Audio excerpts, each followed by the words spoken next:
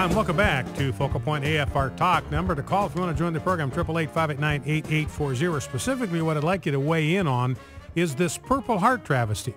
The fact that the victims of this terrorist attack by Major Hassan at Fort Hood back in 2009, almost 4 years ago now, that they have been denied a Purple Heart, despite the fact that this happened on a military base, despite the fact that it happened right before they were prepared to be deployed to a war zone, despite the fact that they were victims of a Muslim jihadist who was an enemy combatant in the war on terror.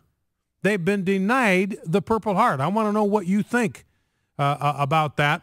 888-589-8840. We were talking, while you're calling in, we were talking earlier about what's going to happen to insurance rates under Obamacare.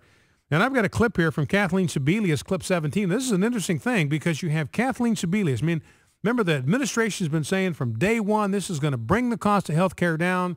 In fact, President Obama is repeatedly promising people this will reduce your health care premiums $2,500 per family. Instead, they've gone up by $3,000 to $3,500 a year.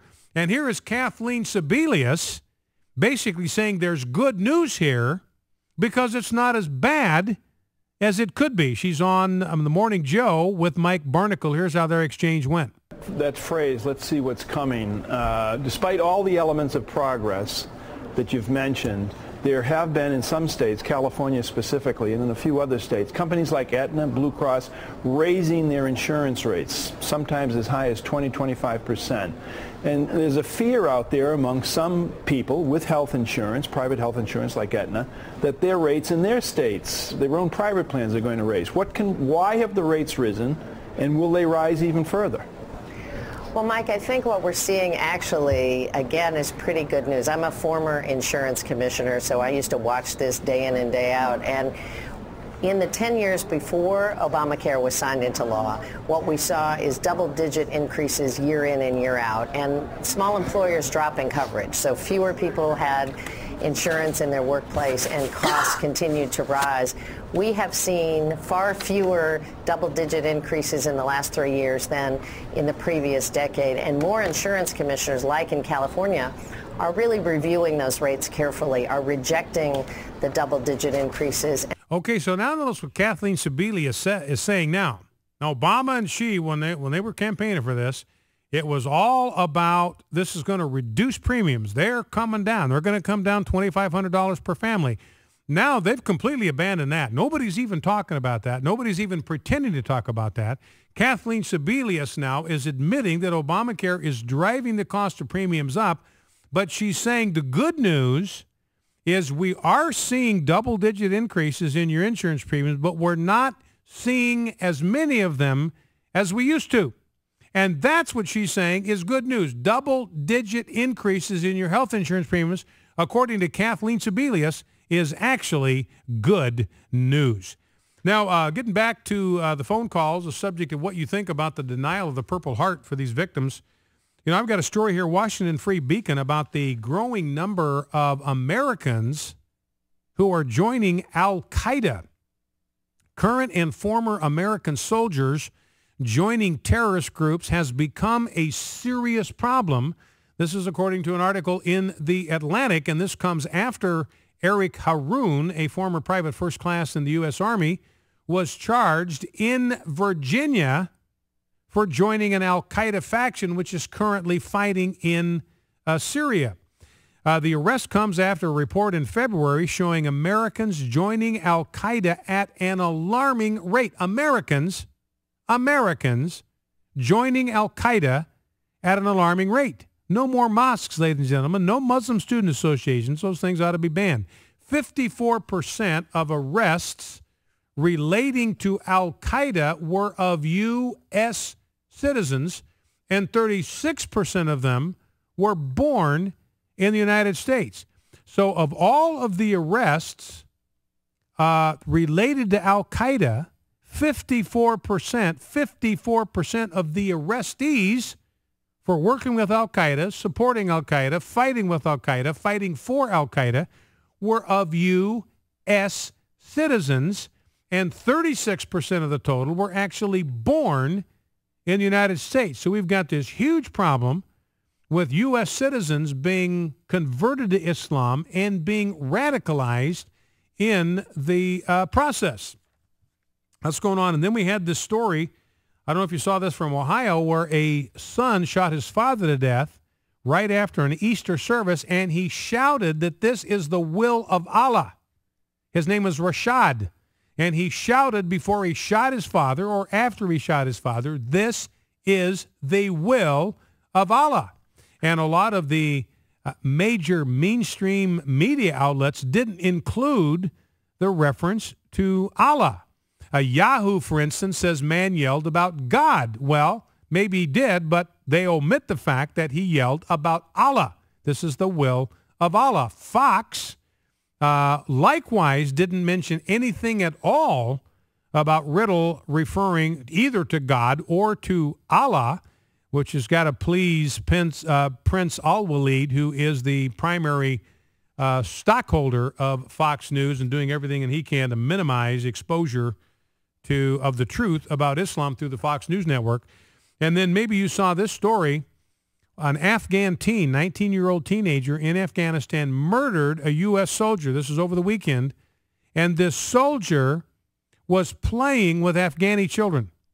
And this Afghan teen, this Muslim, comes up behind him and stabs him in the neck and kills him, stabs him in the neck with a knife and kills him while he is playing with children. And then the Afghan teen scrambles his way into Pakistan, where now apparently he is safe and under protection. Ladies and gentlemen, you can't do nation building in a Muslim land. It cannot be done.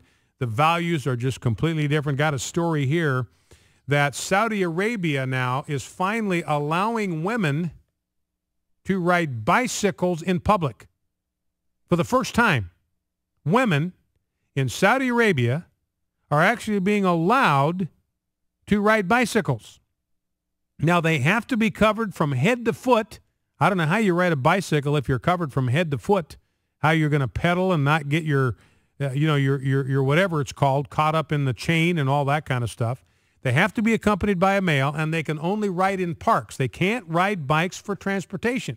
Can't ride them out on the open street, but they can ride them in a park if accompanied by a male and covered head to toe.